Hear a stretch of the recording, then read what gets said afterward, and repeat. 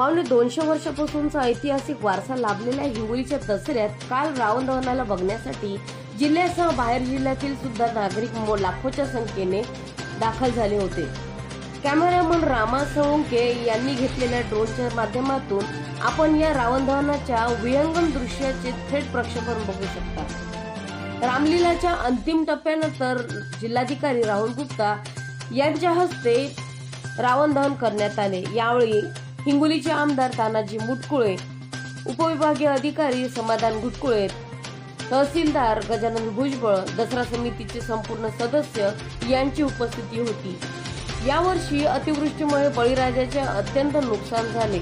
माझ्या बळीराजाची इडापिडा जळू दे, बळीराजाला सुखाचे दिवस येऊ दे हे मागणे मागून रावण दहन करण्यात आले। या रावण दहन बघण्यासाठी लाखोच्या संख्येने नागरिकांनी गर्दी केली होती। यावेळी आकाशात फटाक्यांच्या रंगबिरंगी आतिषबाजीने आकाश न्हाऊन निघले होते।